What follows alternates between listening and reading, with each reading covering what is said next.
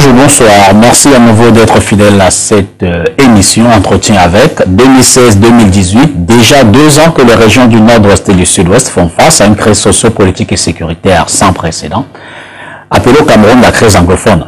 Selon Amnesty International, la situation dans ces régions devient de plus en plus désespérée. Dans un rapport publié le 18 septembre 2018, l'organisation non gouvernementale dresse le bilan provisoire de la dite crise en 2 ans. Plus de 160 000 membres des forces de l'ordre ont été exécutés par les séparatistes, chiffre largement sous-évalué, reconnaît l'ONG. Environ 400 civils ont été tués, on dénombre aussi plus de 260 incidents sécuritaires, c'est-à-dire affrontements, enlèvements, homicides, destruction de maisons. Dans la même veine, le gouvernement compte plus de 120 cas d'incendie d'école qui ont à plusieurs reprises appelé les sécessionnistes à boycotter les établissements scolaires et s'en sont pris à ceux qui ne respectent pas cet appel. Pardon. Quelques 160 000 personnes ont dû fuir leur logement à la suite des violences selon l'ONU et 34 000 se sont réfugiés au Nigeria selon l'agence nigériane de gestion des urgences. Face à tout cela, les voix, les unes plus avisées que les autres, se déploient et invitent les partis au conflit autour d'une table afin de trouver une solution de sortie de crise. France, Royaume-Uni, États-Unis, ONU, Union européenne, Commonwealth, Union africaine et plusieurs personnalités sont unanimes sur la nécessité de dialoguer, mais ne sont pas toujours d'accord sur les méthodes. Le 25 juillet 2018, l'archevêque émérite de Douala, son éminence, Christian Cardinal Toumi, soutenu par le pasteur Babila Georges Foncha, et l'église presbytérienne du Cameroun, l'imam Toukour Mohamed Adamou, de la mosquée centrale de Bamida, le chef imam Aladi Mohamed Aboubakar, de la mosquée centrale de Boya, avait annoncé l'organisation dans la ville de Boya d'une conférence générale des anglophones de l'intérieur et de la diaspora les 29 et 30 août 2018. Les leaders chrétiens et musulmans s'étaient dit prêts à jouer un rôle de facilitateur entre le gouvernement et les sécessionnistes. L'événement ne s'est pas tenu à date, reporté pour le 21 et 22 novembre 2018. Les organisateurs ont de nouveau déchanté, mais ils envisagent respecter leur rendez-vous avant la fin de cette année. Nous parlerons donc de tout cela et d'autres sujets importants dans cette édition. Notre hôte est son éminence, le cardinal émérite de Douala, Christian Toumi. La réélection de Paul Biya, la montée du tribalisme, les incompréhensions et souvent les incohérences au sein de l'Église sont des axes que nous pourrons également explorer. Votre éminence, bonjour et merci de nouveau. Bonjour. Merci encore de nous recevoir en ce lieu. Vous êtes bienvenue chez moi. Voilà, que vous nous avez accueilli en février 2017, un peu plus de 6 mois après le début de la crise anglophone, comme ça a été baptisé. Avant peut-être de rentrer dans ce sujet-là, comment se porte le cardinal? Pour maintenant, je me porte assez bien, je crois. Je rappelle que le 15 octobre dernier, vous avez eu 88 ans. Et il faut bien le dire. Toujours la même lucidité, peut-être pas la même force physique, mais toujours la même. Au fur et à mesure qu'on vieillit, la force physique, même intellectuelle. Mais toujours le même engouement à se mettre au service des autres. Oui, je suis toujours prêt, tant que ma santé le permet. Ah, d'accord. Alors, en moyenne, combien de temps êtes-vous actif au cours d'une journée? En 24 heures, vous travaillez combien de temps? Combien d'heures, sensiblement? Oh, je ne compte pas d'heures, mais souvent je vais au lit à 23 heures. Et je me lève à 5h30. Et vous faites pas de sieste durant la... Ah, si. Ah, d'accord. Voilà qui me rassure, hein, sinon... Je dois me reposer pour au moins 8 heures par jour. Ok. Mon médecin m'a conseillé de me reposer beaucoup plus. Et dans cet entre-temps, là, dans ce laps de temps, quelles sont vos occupations? Comment se passe une journée du cardinal? Comme je disais, n'est-ce pas, je me lève à 5h30. Bien sûr, je fais, comme tout le monde, me lave. Et comme tout prêtre,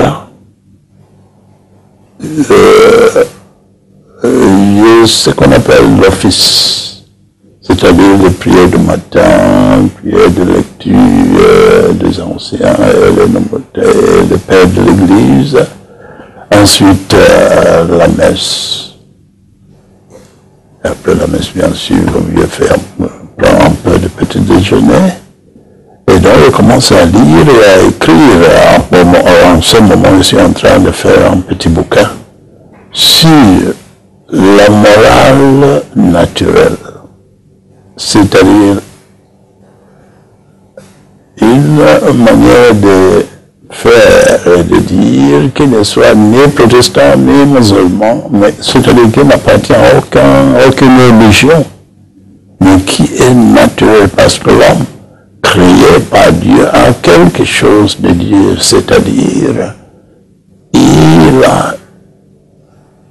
l'homme en tant qu'homme est un être saint, qu'il soit chrétien ou non, parce que tout que Dieu fait est saint. Absolument. Et c'est Dieu qui nous a créé chacun de nous. Et il sait pourquoi il a créé chacun de nous. Chacun de nous a une responsabilité dans ce monde. Tant qu'on n'éteigne pas cette responsabilité, on ne quittera pas le monde. Et je présume que vous êtes encore en pleine responsabilité selon le plan de Dieu. Oui.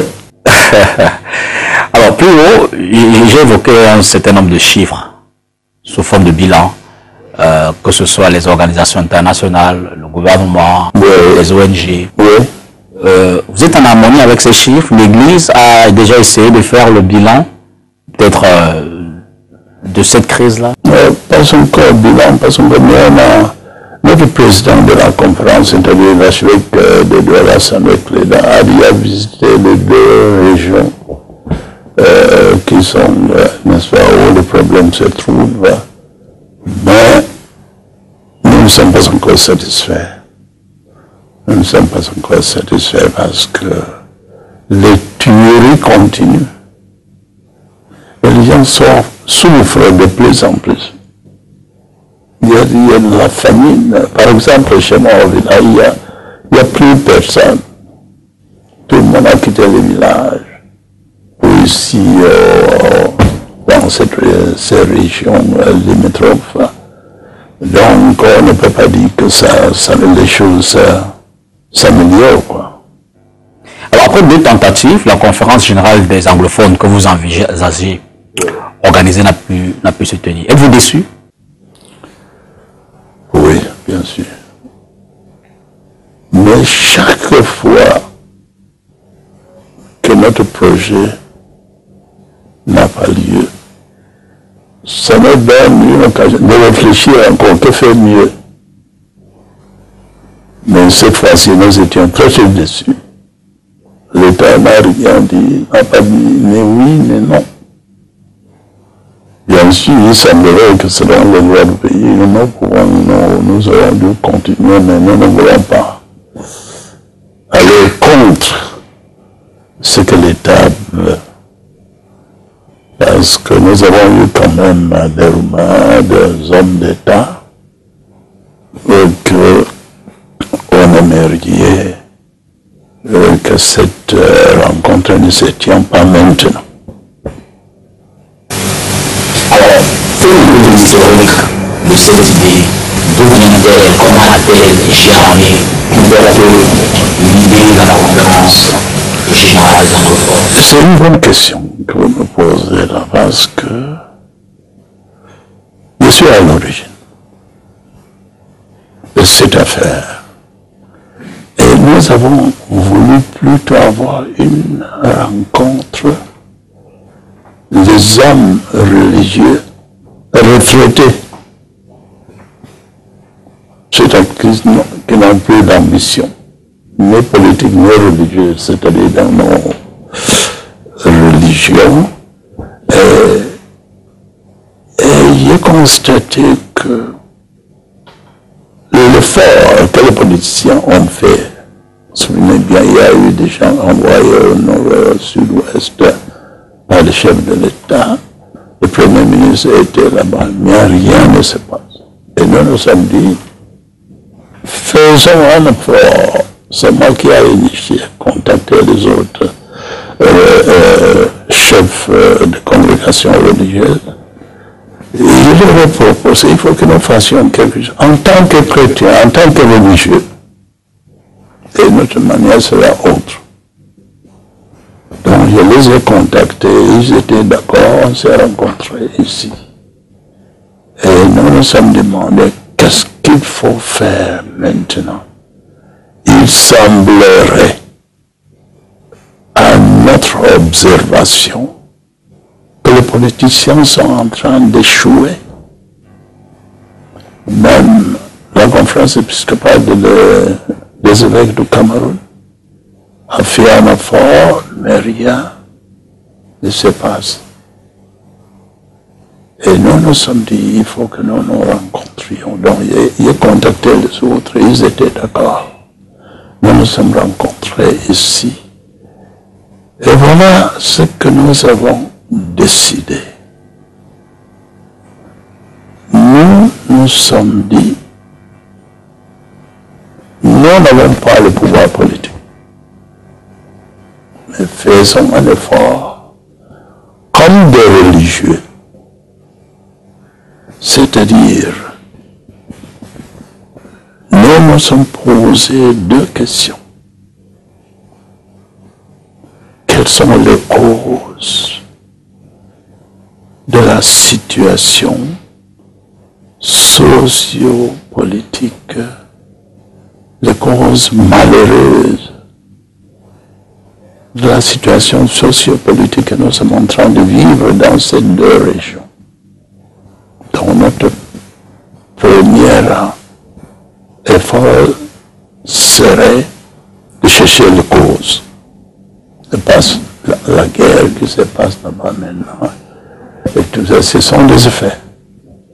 Donc il faut qu'on attaque les vraies causes. Nous ne cherchons pas à donner les causes.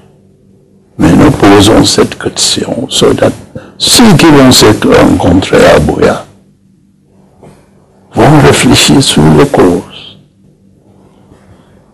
Après avoir connu les causes, à notre jugement, de la situation malheureuse, nous allons faire l'effort pour proposer ce que nous croyons peut être les solutions entre nous. Et ensuite, on ira à Yaoundé pour voir le chef de l'État pour lui dire voilà ce que nous croyons être le problème et voilà ce que nous croyons qu'il faut faire. Alors, vous dites que dans cette démarche, vous n'étiez que les chefs religieux. Il n'y a pas eu d'autres entités, d'autres personnalités, pas d'organisations internationales, pas la diplomatie? Non, pas du tout. Pas du tout. Quoique pratiquement tous les ambassades à Yaoundé de tous les pays européens s'intéressent à notre démarche. Ils nous ont invités à Yaoundé pour connaître de quoi. Parlons-nous. Qu'est-ce que nous voulons faire pour aider à la paix dans cette région. Donc notre but est de rencontrer les chefs de l'État avec nos conclusions et de lui proposer donc d'une rencontre nationale pour résoudre le problème anglophone et peut-être pour résoudre les problèmes similaires dans les autres régions. Parce que les causes que nous avons peut-être trouvées au Cameroun anglophone peuvent s'être trouvées ailleurs, dans le pays. Les mêmes causes produisent les mêmes effets. Donc nous n'avons pas voulu faire seulement quelque chose pour les anglophones, mais arriver aussi au niveau national. Alors, une fois que les choses ont été ainsi structurées, quelles sont les démarches, peut-être administratives, peut-être que vous avez entreprises pour mettre ça en branle? Le lieu, c'est à Buea. Qu'est-ce qui a déterminé le choix du lieu? Les anglophones, depuis même le temps de colons, se sont toujours rencontrés à Boya. C'est historique. C'est notre capitale. D'accord. Oui. Quand on avait 2 chambres, quand on était encore avec le Nigeria, il y avait les nationales, les députés, n'est-ce pas? Et il y avait les chefs qui se rencontraient là-bas aussi. Tous les chefs de caporal anglophones se rencontraient à Boya. Donc le choix de la ville de Boya dans le sud-ouest est historique. Pour des raisons historiques. Après le choix de la ville d'accueil, la structuration pour la mise en œuvre, c'était quoi la suite? Le lieu de rencontre, c'est Boya. Et St. Anthony's Parish Hall, Boya. Donc il fallait qu'on se... Bien sûr, à notre premier contact avec le préfet, il nous a dit qu'on n'avait pas mentionné le lieu à Boya. Ou à Boya. Ah d'accord. Mais on était obligé de le faire pour indiquer que ça aura lieu, cette rencontre aura lieu à St. Anthony's Parish Hall, Boya. Alors, dans les préparatifs de cette rencontre, entre vous, les religieux, avez-vous eu des assises à Boya ou tous? Non, tout c'est pratiquement déroulé ici. Vous avez rencontré environ combien de fois pour préparer tout cela? Jusqu'ici, nous nous sommes rencontrés il y a pas 3 ou 4 fois. C'est-à-dire absolument, le cœur, mais vous, les religieux. D'accord. Mais le groupe, parce que nous avons créé des groupes aussi pour étudier, les journalistes, pour nous aider, n'est-ce pas, à contacter. Le groupe, il est environ constitué de combien de personnes? Il y a des réflexions. Le groupe, il y a des groupes, par exemple, des groupes de communication, ils sont une dizaine. Donc c'est toute une équipe qui vous accompagne? Oui. D'accord. Alors ensuite, que s'est-il passé, toujours pour la mise en œuvre, une fois que vous avez choisi la ville de Boya, quelle a été l'étape d'après? L'étape d'après, nous avons continué à contacter les gens à travers le pays, surtout à travers les 2 régions. Il y avait des gens qui devaient contacter les gens pour expliquer de quoi s'agit-il. Donc, nous sommes maintenant, puisque la première fois, ça devait avoir lieu en août, mais les élections arrivaient. Et quelqu'un nous a chuchoté, non, il ne faut pas que ce soit avant les élections, ça pouvait déranger l'organisation des élections, la campagne et tout ça. C'est la raison pourquoi nous avons décidé. Nous n'avons pas voulu ne soit qu'il y ait confusion entre nous et les politiciens. Et après les élections, nous avons dit il faut d'abord que les élections s'organisent et que le président, n'est-ce pas, soit installé et tout c'était avant. Et c'est pourquoi nous avons fixé ces dates qui n'ont pas bien tombé avec, pour des raisons que nous ne connaissons pas. On nous a dit non, après, il y a des problèmes post-électoraux, n'est-ce pas, nous ne connaissons pas. Donc maintenant, l'État n'a pas dit non à notre rencontre. Il n'a pas dit oui non plus. D'accord. Alors, en termes de participants, quel est le profil des personnes qui ont été contactées pour apporter concrètement leur façon de voir, leur proposition pour une sortie et la résolution de cette crise? Peu de gens, dans ce sens-là. Parce que tout ce que nous avons essayé d'envoyer un questionnaire. Nous sommes en train de faire envoyer un questionnaire. Et tout sera décidé à Boya. Nous ne voulons pas qu'on nous accuse d'avoir influencé les gens. Tout ce que nous avons à faire, c'est de poser des questions. C'est aux gens de nous dire. C'est pourquoi il y a 3 questions. La première question, les causes. Quelles sont les causes de ces problèmes? Deuxième question, quelle forme d'État croyez-vous pouvez bien résoudre ces problèmes. Et troisième question. Nous avons constaté que pendant cette guerre, cette tension qui a amené à une sorte de violence entre l'armée et l'Amazonie, le comportement des deux côtés était immoral. Et nous nous sommes dit, est-ce qu'il faut enseigner, par exemple, la philosophie morale dans toutes nos écoles? C'est une question. Et pour les formes de gouvernement, nous avons dit, bien voilà les formes de gouvernement dont parlent les gens, le fédéralisme, et ce que nous vivons maintenant, l'État unitaire, décentralisé. Nous avons laissé ouvert aussi aux gens. Est-ce que vous connaissez un autre système qui peut être préféré par les gens?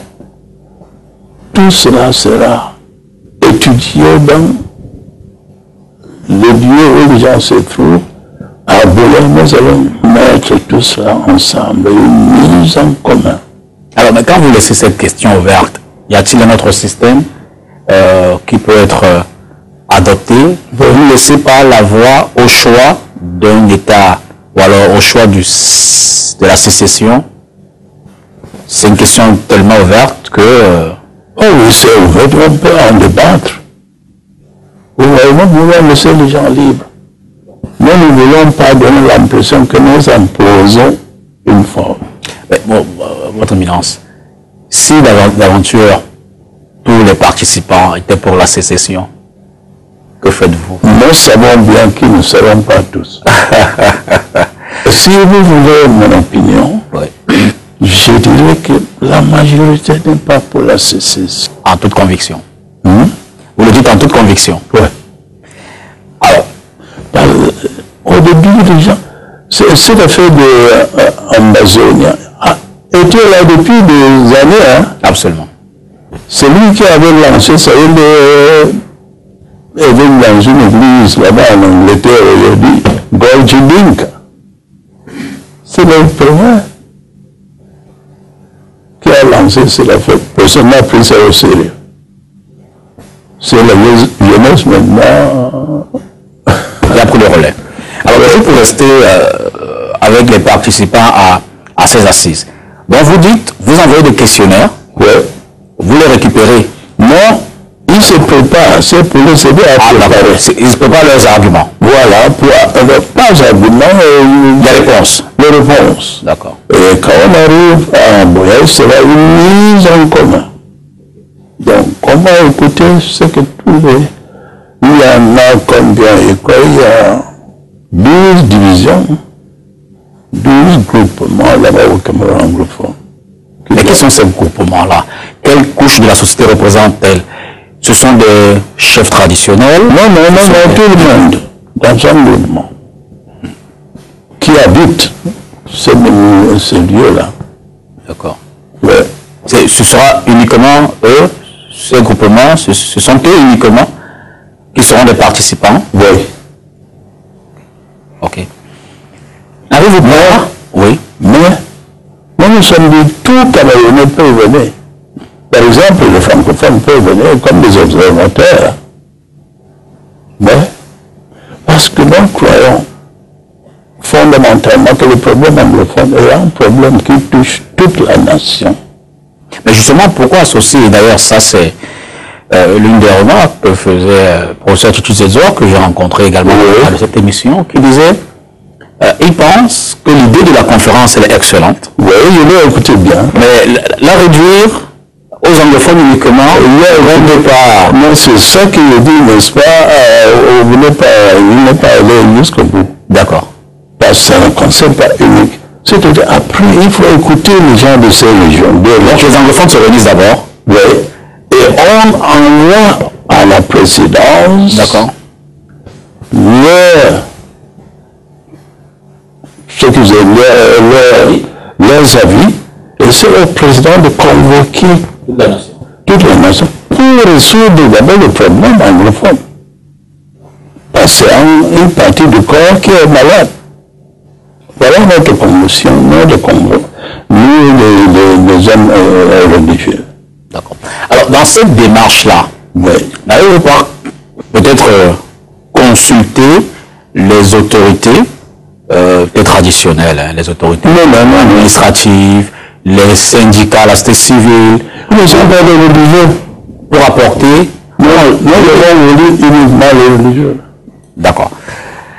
Alors, dites-nous, nous voulons pas que les gens se mêlent des autres. Donc, vous n'êtes pas... Les autres étaient déjà dans le mouvement politique. Vous n'avez pas contacté les partis en conflit? Gouvernement, non, non. C'est notre ambition n'est pas d'essayer d'amener le... Non. Néanmoins, êtes-vous en contact avec certains sécessionnistes pour savoir leurs avis? Nous sommes en contact avec eux. Parce qu'à Boya, vous connaissez mieux que moi, la technologie aujourd'hui permet qu'ils peuvent, même s'ils ne peuvent pas venir au pays comme quelques-uns, on peut qu'ils soient arrêtés. Ils peuvent quand même participer par téléphone, par tous les autres moyens. Nous allons vous mettre sur toute place pour qu'ils puissent nous contacter, dire ce qu'ils veulent. Et surtout maintenant que nous envoyons à eux, à tout le monde, des questionnaires.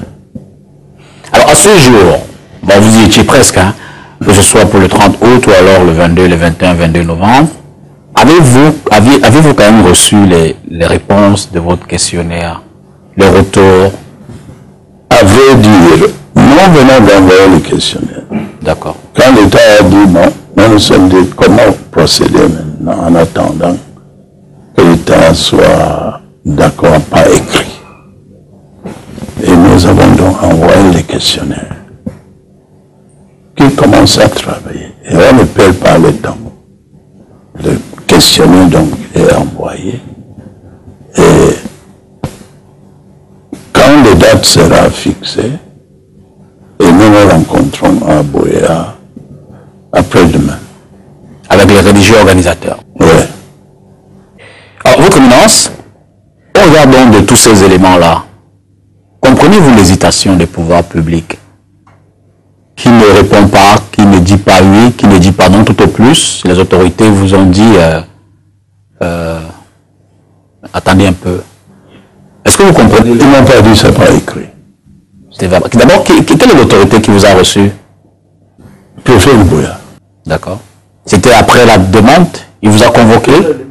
Nous sommes allés là-bas. D'abord, il nous a dit qu'on était en retard. Vous avez rendez-vous? Nous sommes en retard sur la demande. Concernant la demande. Compte tenu du délai. Il semblerait qu'on doit faire la demande 10 jours avant. Au moins 10 jours avant. Est-ce que vous avez eu le sentiment que c'était un prétexte pour le préfet de Boya? Quand il vous a dit que vous êtes en retard, vous y avez vu déjà un refus? Non, nous avons eu des contacts privés avec les administrateurs qui ont dit qu'il faut attendre un peu. Ça ne peut pas se faire maintenant parce que ce président a refusé de nous donner la réponse par écrit parce qu'il y a des problèmes post-électoraux que nous ignorons, quoi. Nous ignorons. Dans l'ensemble, vous pensez pouvoir accueillir combien de personnes? Vous avez évalué entre 400 et 500. 400 et 500. En sachant bien que les gens ont peur actuellement de voyager. Là-bas au Cameroun anglophone.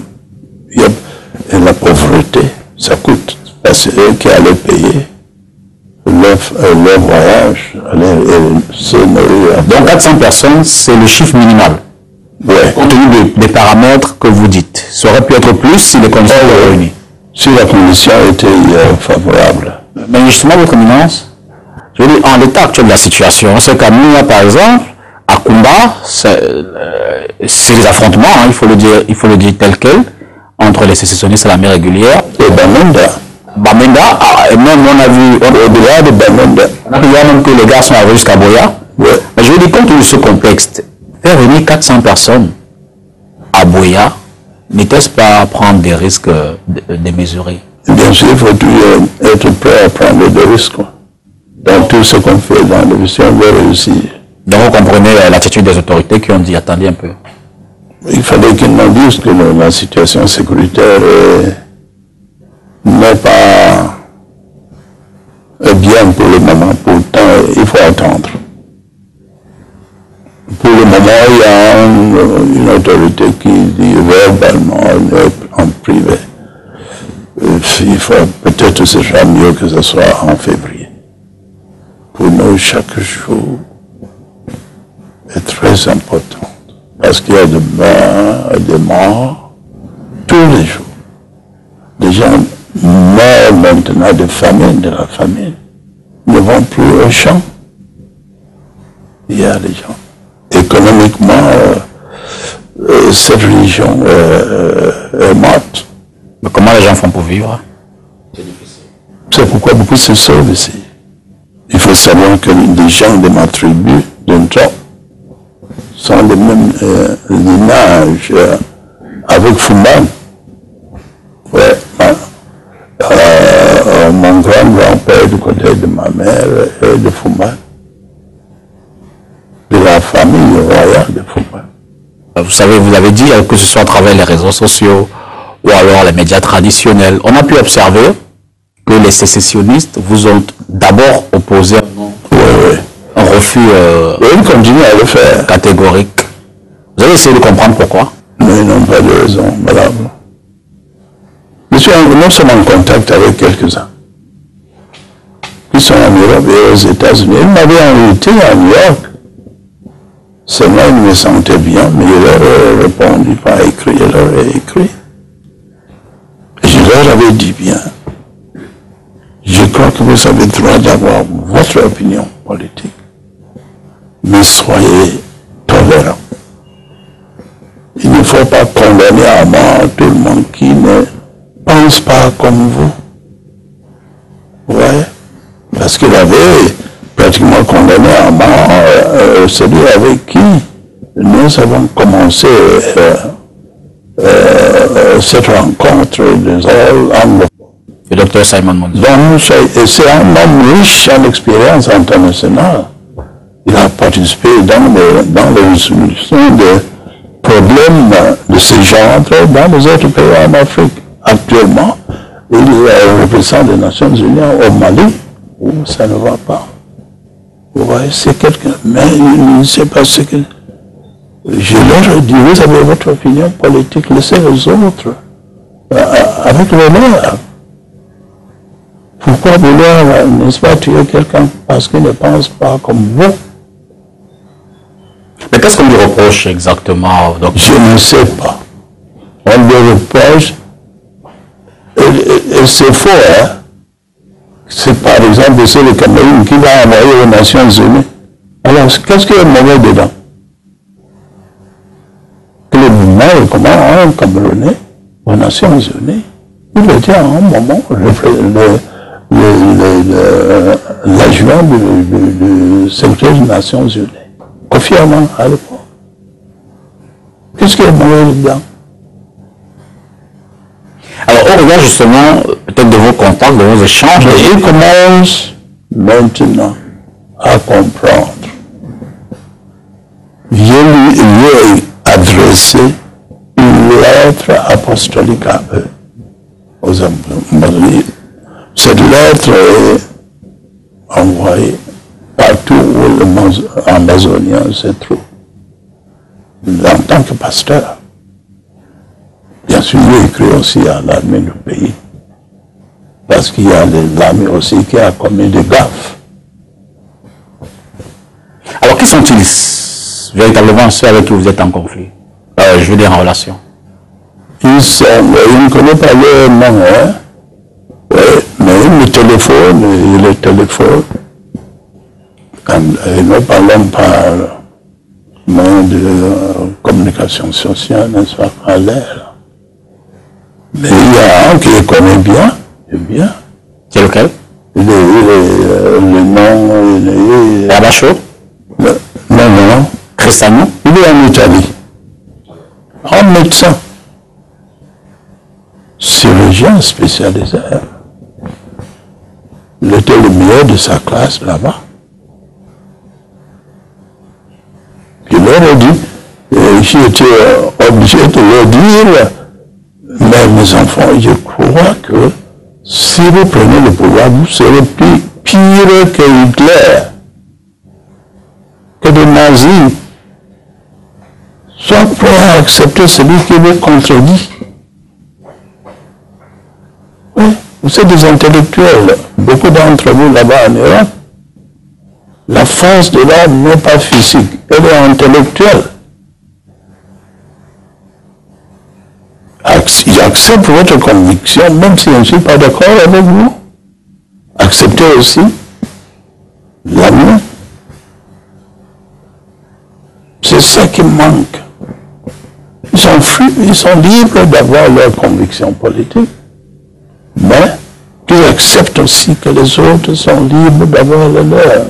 Mais aujourd'hui, concrètement, quels sont les éléments qui fondent leur détermination? Au départ, il y a eu un certain nombre de revendications qui ont été posées sur la table. Enseignants. Non, ça c'est autre, ce n'était pas eux.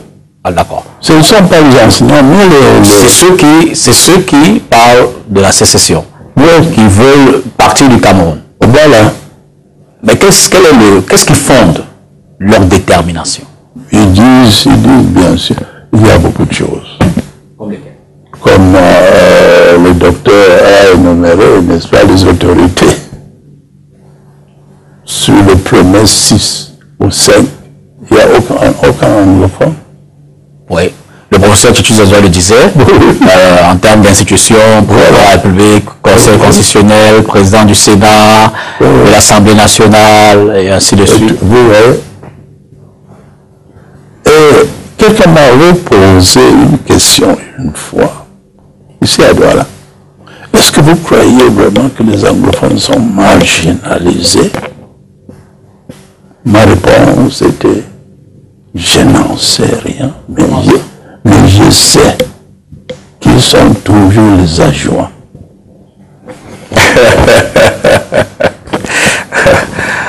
Alors, votre éminence, je veux dire que pour ces assises, vous savez que pour l'essentiel des sécessionnistes, les pouvoirs publics, je veux dire que leurs actions sont condamnées par les lois de la République. Donc ils sont plus ou moins persona non grata, si oui, ils feront la prison. C'est exact. Alors, les inviter à venir participer à ces assises comme celle-là, ce n'est pas se rendre complice. Je veux dire, vous comprenez ceux qui estiment que vous êtes complice de ces gens-là? Oui, pas réussi avec le gouvernement. Quand vous êtes avec le gouvernement, doit réussir avec... Donc, je suis neutre. Donc, vous êtes neutre. Ouais. Finalement, quand comptez-vous organiser les assises? Une fois que... Quand comptez-vous organiser la Hall Générale? Nous avons pensé qu'il faut que ça ait lieu avant Noël. Okay. Mais il y a des voix qui nous conseillent qu'il faut qu'on laisse le mois de décembre parce que le mois très agité. Pourquoi cette fixation avant Noël? Il y a une raison particulière? Parce que nous croyons que nous sommes déjà en retard. D'accord. Il faut absolument finir une mauvaise année. Oui. Commencer peut-être 2019. Voilà, n'est-ce pas? Nous croyons que chaque jour compte. Parce que chaque jour, il y a des morts. Il y a des lieux dans les journaux de ce matin. Absolument. 65 civils tués. Absolument. Et 5 militaires aussi éliminés. Avez-vous également envoyé vos fiches, vos interrogations aux sécessionnistes? Ceux avec qui vous êtes en contact à l'étranger? Ah oui, tout le monde. Vous leur avez envoyé les fiches? Oui. Ils n'ont pas encore répondu? Non, ça ne fait pas longtemps. D'accord. Alors, pour dire le 6 novembre dernier, lors de la prestation de serment, appelé les sécessionnistes à déposer les armes. Vous ferez pareil? Vous leur demandez également de déposer les armes? Pas seulement eux. Moi, je dirais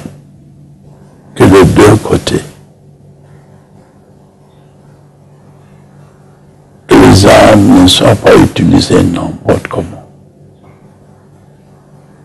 Bien sûr, de l'autre côté, l'armée a le droit d'avoir des armes.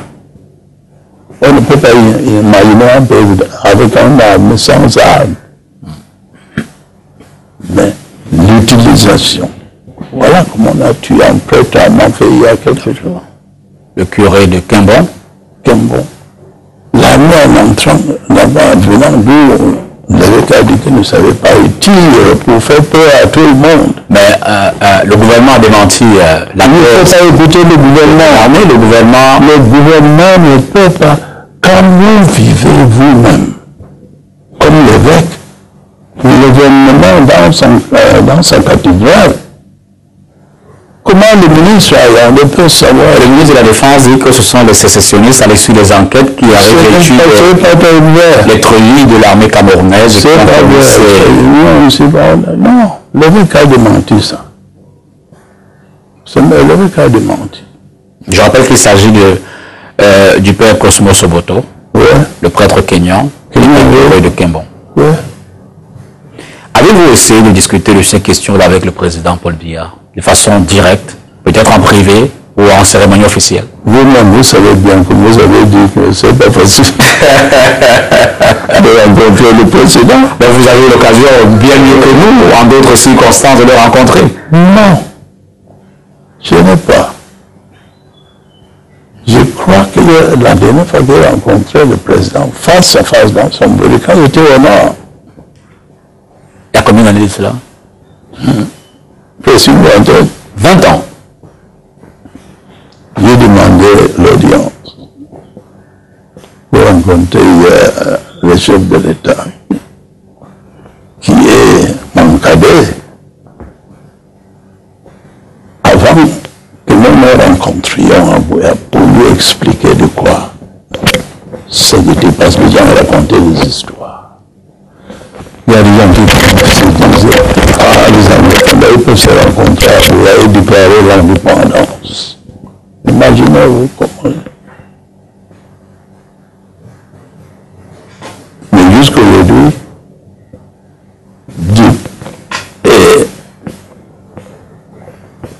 même les forces externes ont intervenu.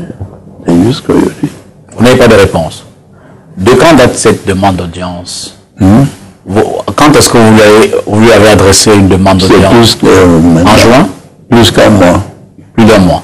Et vous n'avez pas réagi, il n'a pas encore réagi. Vous gardez espoir?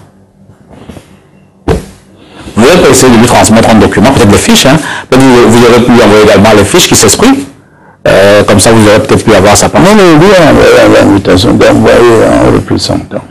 Mais en dehors du président de la République, le Premier ministre, vous n'avez pas essayé d'avoir d'autres ministres de l'administration territoriale? Non, nous pensons en tant qu'autorité d'inviter formellement le ministre originaire de là-bas. Oui. Est-ce que fondamentalement, justement, vous sélectionnez que les gens du nord-ouest et du sud-ouest, est-ce que ce n'est pas déjà laisser transparaître une image de la division? C'est pourquoi nous sommes ouverts, nous avons tout Camerounais peur. Les autres comme observateurs. C'est pourquoi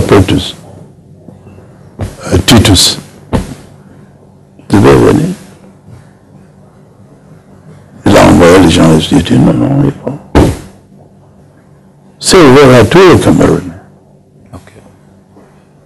Mais les autres, les membres originaires de nord-ouest et sud-ouest, comme observateurs. Alors, les sécessionnistes avec qui vous avez discuté, eux, quelles sont leurs propositions? Qu'est-ce qu'ils disent? Qu'est-ce qu'ils pensent de tout cela de façon générale? Sont-ils prêts à baisser les armes? Je crois que nous voulons prendre leur place. Il faut discuter. Parce qu'ils veulent mieux discuter. Ils sont prêts à discuter. À discuter avec l'État, oui. Mais en dehors du pays. Non, c'est le contraire. Et eux, quels sont leurs arguments qu'ils entendent mettre sur la table s'ils veulent discuter avec un État qu'ils ne reconnaissent pas? Mais c'est les extrémistes. Ils sont actuellement, on peut dire que ils sont de plusieurs écoles. Ok. Ouais. Alors, Sissoko Ayub Talé, vous connaissez? J'ai parlé avec lui au téléphone. Qu'est-ce qu'il vous a dit? À propos de quoi vous avez parlé? L'école. Il était encore en liberté, il était à l'étranger. Au Nigeria. C'est avant qu'on l'arrête. En Europe. C'est avant son interpellation. Bien avant. Ok. Et là, je dis non. Hands off. C'est-à-dire, laissez les écoles. Autrement, vous serez les parents contre vous. Et non les églises. Parce que nous croyons que l'école est très importante pour développer les facultés de l'homme. Et que vous a-t-il dit à l'époque? Il m'a dit, bien, monsieur le Cardinal, en 2 ans, quand nous serons le pouvoir, nous allons prendre le pouvoir. Nous allons, n'est-ce pas, relancer les écoles d'une autre manière. En 2 ans, vous croyez qu'en 2 ans, vous pouvez prendre le pouvoir? Ce gars, lui, dit, you are joking, en anglais. You know, il y a quelques-uns qui sont... Ils ne sont pas réalistes, quelques-uns. Maintenant, il y a des extrémistes, il y a des modérés, ils commencent à réfléchir. Beaucoup n'ont pas fait l'école. Mais comment financent-ils tout cela? Les relais sur le terrain, d'où leur viennent les armes? Comment ils entretiennent leur parcours? C'est la question là aussi. Mais vous savez bien qu'entre nous, beaucoup de nos armées ont perdu la vie là-bas. Beaucoup, beaucoup. Ils tuent les militaires, ils prennent leurs armes. Et beaucoup aussi de militaires ont quitté l'armée pour les rejoindre. Il y a des vérités qui ne se disent pas. Y a-t-il parmi eux des renforts des non-camerounais, des étrangers, des mercenaires?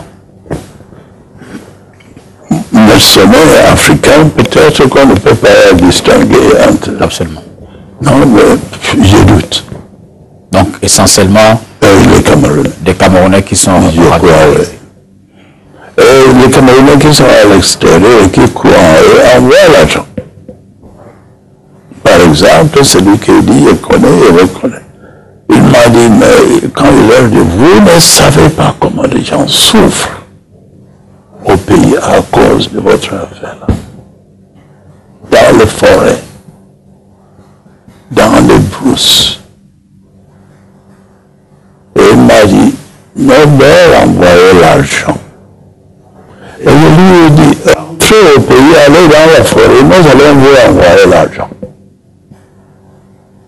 Si vous allez accepter de vivre bien là-bas avec votre femme, vos enfants et vous-même, la garder le silence. Ils ne savent pas comment les gens souffrent. Il n'y a pas... Cela c'est grandement répandu dans l'opinion, ça s'est suffisamment dit, qu'il y aurait parmi eux qui ont déjà signé des engagements avec les entreprises à l'international, la vente du pétrole, la vente du sous-sol. C'est ça que les gens disent, je ne crois pas en cela. Ceux qui sont déjà ici, ceux qui sont à l'intérieur du pays, se plaignent maintenant que leurs camarades en Europe n'envoient plus l'argent. Je crois que bientôt ils n'auront plus les moyens. Je crois, moi-même, je crois. Le village, c'est vide. Le village là-bas à nord-ouest, c'est vide. Kumbo, il n'y a plus les gens là-bas. Mon village, les gens ont quitté. Eh bien, à partir de là, je veux dire, compte tenu des rancœurs, des... vous savez qu'il y a également une autre image qui se répand, celle qui définitivement donne l'impression que l'essentiel des anglophones adhèrent à cette idéologie, à la séparation du pays. Non. Il faut regarder des anglophones. Quels anglophones? Comme par exemple celui-là, dont je parle, m'a dit, 90% des anglophones sont des Amazoniens maintenant. Je lui demande, comment savez-vous? Je peux aussi dire que 90% maintenant sont des fédéralistes. Pour savoir qui est qui, il faut venir former une partie, moi aussi, et on se présente au peuple. On verra par l'élection qui est majoritaire. Il ne faut pas rester là-bas en Europe, dire que 90%. Et l'autre jour, je lui ai dit, voilà le milieu qui se trouve ici maintenant. Ça veut dire que il n'y a pas le conflit entre les francophones et les anglophones. Et si la majorité de là-bas, beaucoup de là-bas se versent ici, ça veut dire qu'ils vous quittent. Pour moi, c'est logique, non? Justement, vous qui, à travers l'Église, êtes en contact avec les populations, quel est le ressenti? Comment est-ce que les populations perçoivent tout cela? Qu'est-ce qu'elles pensent? L'opinion a beaucoup changé. Au début, ils avaient les adhérents, les gens avec eux. Mais maintenant, ce qu'ils font, même à leurs frères et sœurs anglophones, est inacceptable. Il entre, on me dit, je n'ai pas vécu ça moi-même, il entre dans une mission, et s'il y a des filles qui disent ça, celle-là, c'est la femme de l'Amazonien. L'immoralité, bien sûr, l'armée fait la même chose. Moi-même, j'ai visité un village où l'armée a fait des dégâts énormes en janvier de cette année.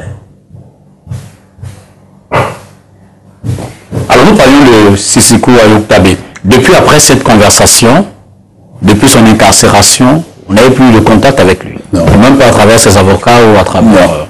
Vous suivez un peu son procès, comment ça se déroule? Non, on m'a dit, je suivais. Ce qui m'intéresse, c'est ce qui se passe au Nigeria, maintenant, les concernant. Parce qu'au Nigeria, il y a l'affaire au tribunal, là-bas, comme quoi, hier, Extradition irrégulière. était illégal. Et qu'est-ce qu'on dit là-bas? Que c'était illégal. D'accord. Alors, entre-temps, lui et son gouvernement, on les a transférés des cellules du secrétariat d'État à la Défense pour la prison centrale de Yaoundé-Kondengui. Vous voyez une nuance, un nuage de décrispation, une volonté. Nous, le convocateur, n'est-ce pas, de cette All Anglophone Conference, dès le début, nous avons dit que pour décanter la situation, il faut l'amnistie générale. Dès le début. Il ne faut pas cocher maintenant qui est coupable, qui est innocent. Mais je te posais la question justement, puisque vous avez longuement suivi cette émission aussi, au professeur Titus Sedzor, qui est d'accord avec l'amnistie. Mais je vous demandais, il y a des victimes, il y a des gens qui ont perdu des êtres chers, il y a des gens qui ont perdu des biens. Alors si vous dites que les bourreaux, tous ceux qui ont détruit, qui ont tué, ne sont pas sanctionnés, quel est le message qu'on leur envoie à eux? Est-ce qu'on ne peut pas retenir là dans les germes? Quand après l'annonce de notre rencontre, le ministre de communauté Sachiroma a dit on ne peut pas lâcher les gens qui avaient tué. Bien, il faut les juger. Ceux qui avaient tué, vous faites, on ne peut pas les laisser, parce qu'ils sont aussi dangereux. Mais on ne va pas juger. Il y a des innocents, on me dit, parmi ceux-là qui sont en prison. Qu'on les juge et qu'on les libère. Ceux qui sont innocents. Ceux qui sont prouvés vraiment coupables. Selon nos lois, bien, qui répondent. Alors, le gouvernement, dans la foulée, a annoncé un plan d'urgence. Le Premier ministre l'a dit, je crois, au mois de juin dernier, d'environ 12 milliards de francs CFA qui, en principe, va être déployé dans cette zone qui peut reconstruire les écoles, pour à nouveau reconstruire les maisons qui ont été détruites, nourrir les familles qui sont dans la détresse. Êtes-vous confiant avec cette mesure, envers cette mesure-là? Vous y voyez quand même un apport. D'ailleurs, la Chine, pas plus tard que la semaine dernière, a fait un don d'1,8 milliard. Aider tout le monde, aider quelqu'un qui souffre, on ne peut pas dire non. Si vous avez 5 propositions de sortie de crise, quelles seraient-elles? C'est une question très difficile pour moi. Pourtant, vous êtes au cœur de... Ben, je vous laisse 2 minutes pour répondre. Hein. Pour sortir de cette... D'abord, comme nous avons dit, l'amnistie. Pour que tout le monde se sente libre d'appartenir à ce pays. Pour le moment, ils ne se sentent pas appartenir parce qu'ils ont peur que s'ils reviennent, on va les arrêter. Même ceux qui se sont exilés sans avoir commis aucun crime. Parce qu'on croit que tout le monde qui est là-bas est criminel par rapport à ce qu'ils sont. Deuxième forme de gouvernement, c'est-à-dire ces problèmes ont commencé à arriver quand vous, les francophones, vous avez commencé à nous assimiler. C'était là le projet, assimiler les anglophones. Troisièmement, respecter le système d'éducation. Avant le troisièmement, ça veut dire que vous êtes pour un système fédéral. Je vous laisse poursuivre. Troisièmement. C'est dans mon sang. Parce que pourquoi? Pourquoi? Parce que à la réunification, il y avait 32 ans. Nous avons lutté pour ça. J'étais séminariste au Nigeria, j'étais diacre déjà. Et je demande à mon évêque, Monseigneur, pourquoi après la réunification, vous continuez à nous envoyer au Nigeria? Quand il y a un grand séminaire à Yaoundé, encore plus son, il me regarde dit, Christian, cette question est politique. J'ai cherché seulement une occasion pour apprendre le français. Je ne connaissais pas le français. Après une ordination sacerdotale en 1966, 3 ans après, mon évêque me dit, vous allez en Europe pour les études. Et je demande à mon évêque où en Europe. Il me dit à Rome. Il me dit, Monseigneur, si je viens à Rome, je vais étudier l'italien quand je reviens au pays. Le pays est devenu bilingue. J'aimerais être bilingue moi-même. C'est pourquoi j'aimerais que vous m'envoyiez dans un pays francophone. Il m'a envoyé en France. Mon but était seulement, mon fils, d'apprendre le français et de me sentir chez moi, partout au Cameroun. Vous n'avez pas le sentiment d'être chez vous partout au Cameroun? Non, mais je suis à l'aise partout, je ne connais pas encore où j'ai été rejeté. Alors, le fédéralisme était la deuxième proposition. La troisième, ce serait? La troisième, c'est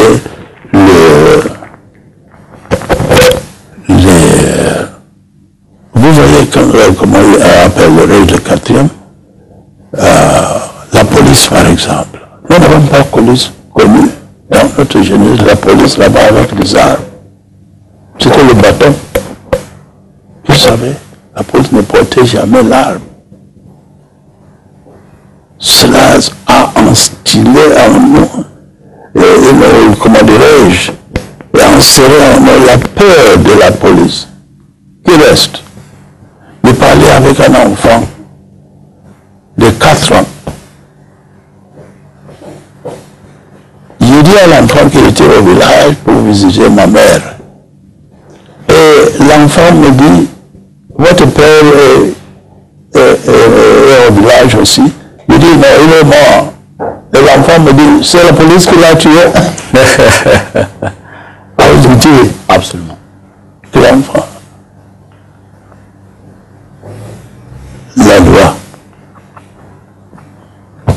Notre manière de la voir. Donc vous revenez comme un lot. Comme un lot, parce que on a connu que si on vous arrête, si dans les 6 jours qui suivent, vous n'êtes pas vraiment chargé d'un crime qui ne peut pas vous laisser libre, on vous garde, mais si ce n'est pas un crime qui peut vous laisser libre, on vous libère provisoirement. Mais il y a la caution toujours. Mais ici, on est d'abord criminel avant qu'on vous juge. 4e proposition de sortie. C'est lié au 5e. Ah, c'était la 5e. Bon, je ne sais tellement pas. Les téléspectateurs seront appréciés. Alors, sur notre plan, je veux dire, sur notre plan, là on est sorti hein, de la crise anglophone.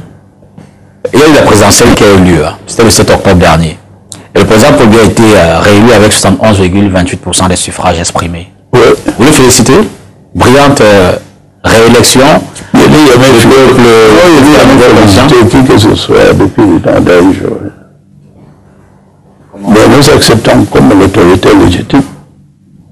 Et nous prions pour eux.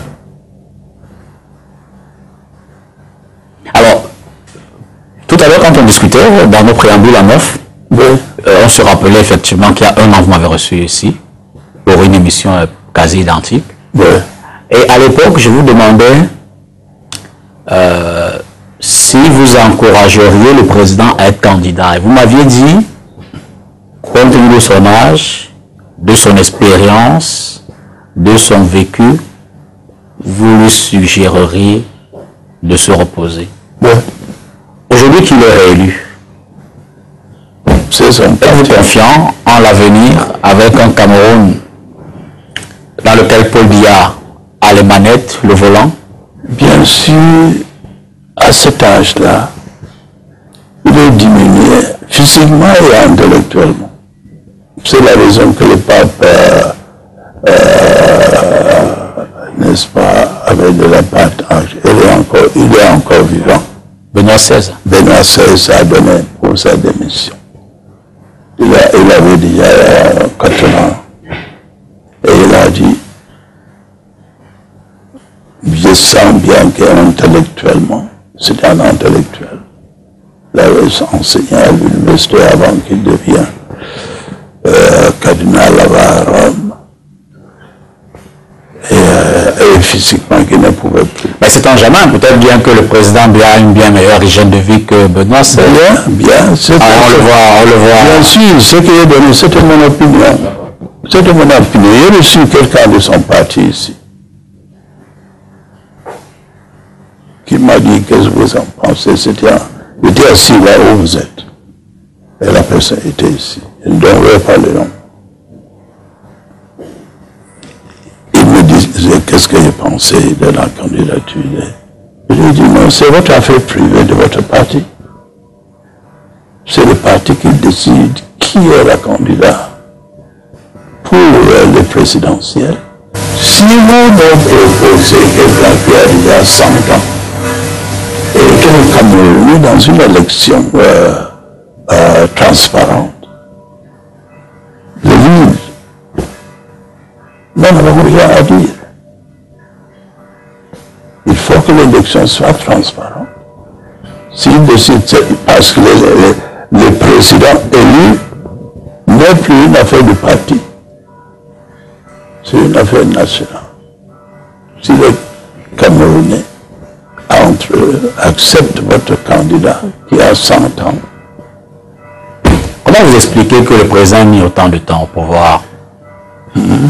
Comment vous expliquez cette durée du président Biya aux affaires publiques? Je suis citoyen comme tout le monde.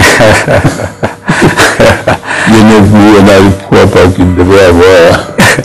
Permettez-moi cette question, chef à dire indiscrète. Qu'avez-vous voté, monseigneur, son éminence? Pour qui avez-vous voté lors de... Ah, c'est un secret. Mais c'est secret avant le vote. Même après, moi-même, on peut se faire des confidences. Non, même moi après. Avant et après. En face du président sortant, il y a quand même eu un certain nombre d'adversaires. Hein. Ils étaient 8. Vous êtes un peu... vous avez... Comment vous appréciez le rôle? Je n'ai pas compris la question. Je dis, lors des présidentielles, Paul Biya a fait face à 8 opposants qui étaient également candidats. Comment vous appréciez cette opposition-là? Non, ce qui m'a frappé, heureusement, c'est la sortie de la jeunesse pendant la campagne électorale et pendant les élections. Mais je crois que beaucoup se sont découverts. Ils découvraient seulement tard, ils n'avaient pas encore enregistré. Donc beaucoup n'ont pas participé aux élections de leurs candidats. J'étais étonné que Cabral Libi, il est sorti du même pas, a eu des votes qu'il a retrouvé troisième. Parce que la jeunesse, je suis un de ceux qui luttaient pendant les trois parties, il y a de cela quelques années, qu'on réduit l'âge de voter à 18 ans. Il y a eu progrès à ce moment-là. Parce qu'au Cameroun, un garçon et une fille peuvent se marier légalement à 16 et 18 ans. Se marier à 18 ans, c'est une décision beaucoup plus importante que de voter quelqu'un qui serait là pour 5 ou 7 ans. C'était mon argument. Mais je crois que petit à petit, on va changer. Vers le fond à l'avenir. Alors, après l'annonce des résultats par le Conseil constitutionnel, le MRC de Maurice Kamto a initié un mouvement de boycott ou alors de revendication. Ils estiment que c'est leur candidat qui a remporté. Vous comprenez? Qu'est-ce qu'on peut faire maintenant? Ils ne pouvaient pas faire ça avant. J'aurais aimé voir cet argument, même immédiatement après les élections, qu'après l'installation du président. Qu'est-ce qu'on peut faire maintenant?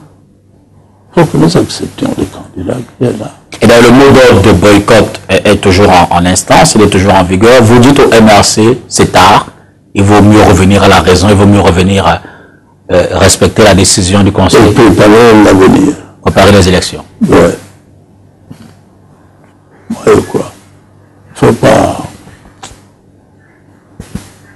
Ça ne sert plus à rien.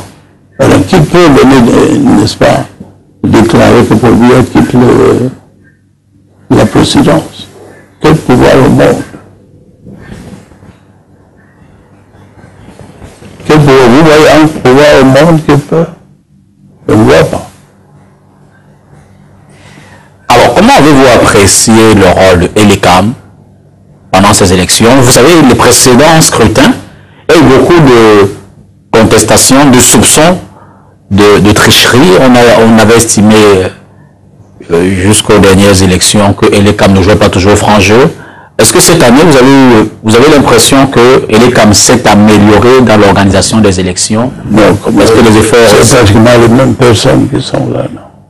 Donc vous n'accordez pas tout le crédit nécessaire à cette élection? Non, ils ne sont pas les gens, à mon jugement, et parce que je ne suis pas en eux. Beaucoup sont des anciens du parti au pouvoir. Est-ce qu'il peut être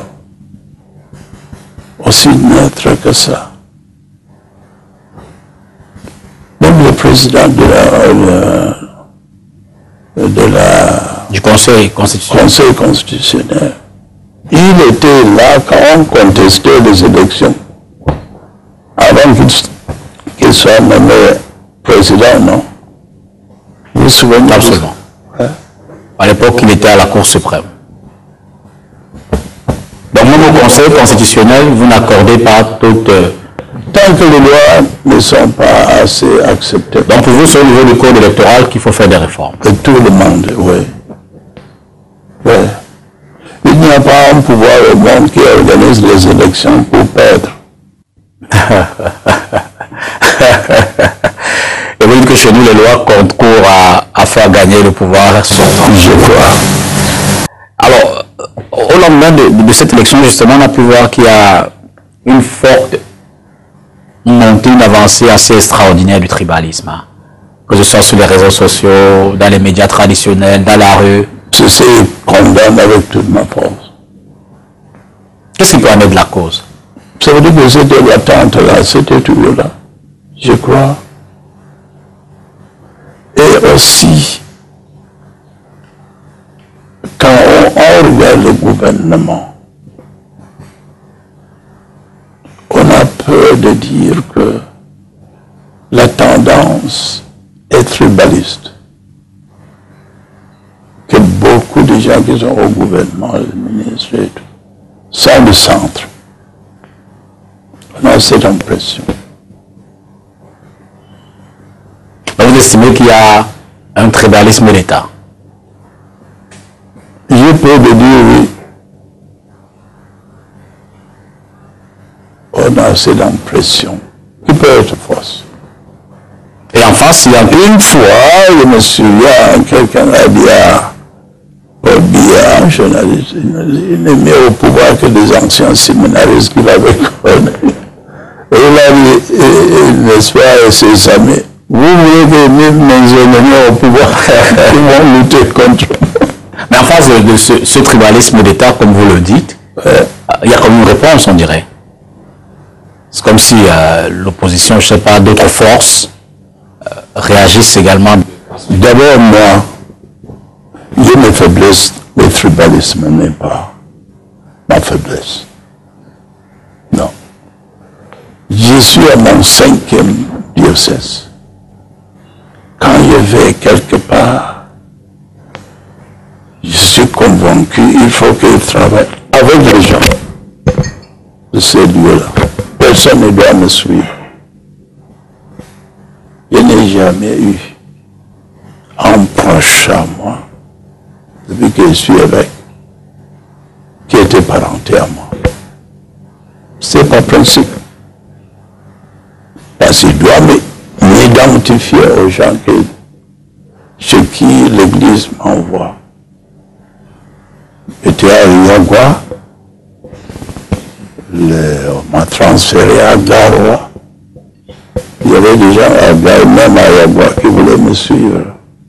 Je leur ai dit non. Je vous ai embauché quand je suis arrivé à Yagua. Maintenant, je vais à Garoua, je suis sûr qu'il y a des fidèles là-bas, avec qui je peux travailler la même chose quand je suis venu à Douala.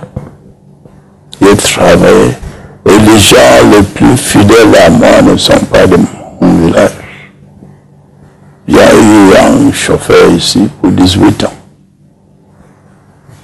Il n'a jamais été en retard pour 5 minutes. Quand je lui disais, il donnait un bas là-bas, 5 minutes. À l'heure de départ, la voiture est déjà positionnée pour 18 ans. Il y a une femme, Bassa, qui est cuisinière ici. Il l'avait embauchée ici. Ça fait plus que 20 ans. Elle n'a jamais été en retard. Si je dois aller quelque part et dire, madame, je mange à 10 heures.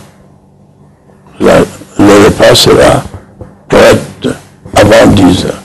Le repas sera prêt avant 10 heures. Ces défis, on ne les trouve partout. Alors, votre éminence, justement, comment peut-on lutter contre le tribalisme? D'abord, il faut accepter que chacun de nous est d'abord camerounais. Et que l'autre est aussi camerounais que moi. Et que, comme c'est le cas, beaucoup de gens gens du centre travaillent au nord. Et vice-versa. Beaucoup des anglophones travaillent au Cameroun francophone et vice-versa. À quoi sert l'équilibre régional? Acceptons qu'à l'université, par exemple, on accepte des gens de telle région ou dans les écoles professionnelles. Quand ils terminent, ils ne travaillent pas forcément dans leur région. À quoi sert la régionalité? Je crois qu'il y a un Camerounais compétent, quelle que soit sa région d'origine, quel que soit le lieu, il travaille pour le bien du pays. Parce qu'on n'envoie pas nécessairement les gens dans leur région d'origine. Donc il faut combattre l'équilibre régional. Oui. Et cette affaire aussi, n'est-ce pas, par exemple, prenons le cas qu'on dit que les maires ou bien les délégués du gouvernement doivent être quelqu'un originaire de milieu. Et il y a des gens qui ne sont pas originaires de lieu, mais qui connaissent mieux les régions que des gens originaires de lieu. Parce qu'ils sont nés là. Leurs grands-pères sont nés là. Et je me souviens ce que Paul Biya a dit quand il est venu au pouvoir. Qu'il aimerait que tout Camerounais se sent chez lui, partout au Cameroun. Il n'a jamais oublié cette phrase. C'est après cette affaire 1984, le coup d'État. Je crois que ça a beaucoup influencé. Vous avez un sentiment que le président s'est refermé, voilà, sur lui-même, autour des siens. Ouais, c'est mon impression. Alors pour finir, hein, on va faire cette observation en parlant évidemment d'abord des hommes d'église, notamment sur les résultats des élections. On a observé comme une dissonance, ou alors une contradiction entre la sortie de Monseigneur Cléda, l'archevêque de Douala, et de Monseigneur Barga Yaoundé, l'archevêque de Yaoundé. Monseigneur Cléda, lui, notait un certain nombre d'irrégularités pouvant remettre en cause l'élection du président Biya. Et puis après, Monseigneur Jean Barga lui dit l'élection est passée, il faut féliciter le président et l'accompagner dans sa mission. C'est leur opinion, chacun. Ça ne fait pas un peu de désordre pour nous, parce que les fidèles, par exemple, dans l'opinion nationale? C'est la même chose. Il y a aussi une élection. Les gens croyaient que M. Victor Tony, qui était l'archevêque à Yaoundé à l'époque, et moi ici à Douala, qu'on se contredisait. Bien sûr, ma formation est philosophique. J'ai dit aux gens, j'ai dit à la presse, je ne vois pas la contradiction. Lui, il parlait de son expérience à Yaoundé, et moi, il parlait de mon expérience à Douala. Mais je veux dire qu'en tant que guide de l'Église, ça ne fait pas désordre dans l'opinion. Mais les gens croient qu'on doit professer la même foi en politique. Donc vous dites à l'Église, il y a des situations à sa foi. Oui. Ok. Il y a des situations où chacun est responsable de ce qu'il dit en tant qu'individu. Mais en notre temps, c'est également quand on nous dit maintenant qu'on est au temps de Jean Zoua, Paul ces anciens qui sont déjà partis. Quand un évêque disait quelque chose, comme dans cette situation, l'autre ne devait plus dire quelque chose pour le contredire. Donc vous y voyez quand même Même si on n'était pas d'accord, on gardait le silence. Donc vous y voyez un peu de désordre. Un peu d'indiscipline au sein. C'est ça les jeunes, quoi, aujourd'hui. Alors peut-être un mot encore, hein, restant à l'église. Avez-vous eu finalement jusqu'à ce jour la suite dans l'affaire de la mort de Monseigneur Jean-Marie Benoît Bala? Non, je crois que la conférence continue l'enquête. Vous avez espoir que cette enquête s'achève bien un jour? Ça va faire quoi, 2 ans ou je sais plus? Oui. Bien sûr, c'est le président de la conférence qui en sait. Il y a des autres évêques qui aimeraient que ça s'arrête. Mais le président de la conférence épiscopale dit la vérité doit être connue. Tant qu'on n'a pas encore arrivé à savoir. Et est-ce que cette détermination du président de la conférence n'est pas la raison de ce ralentissement dans l'enquête? Je veux dire, une enquête 2 ans, alors que les techniques de justice sont modernes aujourd'hui. Il y a des enquêtes qui durent 10 ans, 20 ans. Je vous le conseille. Entre-temps, il y a l'abbé Félix Amougou, porte-parole de l'archidiocèse de Yaoundé, qui s'est vu agresser hier. Quand? Je crois il y a 3 semaines environ. Je ne suis pas au courant. Qu'est-ce qui s'est passé? Il a reçu des balles à Yaoundé. Des balles? Oui. Il faut également reconnaître que l'enquête a évolué et puis quelques individus ont été interpellés, je crois hier ou avant-hier, en fin de semaine dernière. Donc on va sur tout cela. Peut-être pour sortir définitivement de cet entretien, encore 2 questions. Le prochain gouvernement est attendu. Avez-vous un espoir particulier? Non. L'organisation de la Coupe d'Afrique des Nations au Cameroun fait-elle partie de vos prières? Vous priez pour que le Cameroun abrite cette compétition des jeunes? J'aime regarder ça. Vous aimez regarder le football? Ouais. Et vous serez heureux de voir que le Cameroun également, Bien sûr. ça fait donc partie de vos prières. Prier, on ne prie pas pour des choses comme ça. Indépendamment de tout ce qu'il y a autour. Le désir, l'expérience. J'aimerais voir le Cameroun gagner cette affaire. Les filles, comme Ben, c'est le moment de vous dire merci. merci beaucoup de vous être venus. C'était fatigant, mais vous avez fait mon mieux. Merci beaucoup. Merci de vous ouvrir toujours à l'opinion et de toujours dire autant de pertinence pour la jeunesse. Merci. Voilà, monsieur, à mon tour de vous remercier également d'avoir sacrifié de votre temps, j'espère à juste titre, pour écouter cette parole de sagesse, le cardinal Christian Thomé qui nous a à nouveau reçus ici dans sa maison de retraite à l'archidiocèse de Douala pour discuter des thèmes d'actualité. Merci, à jeudi prochain pour une autre édition de Entretien avec. Bonsoir.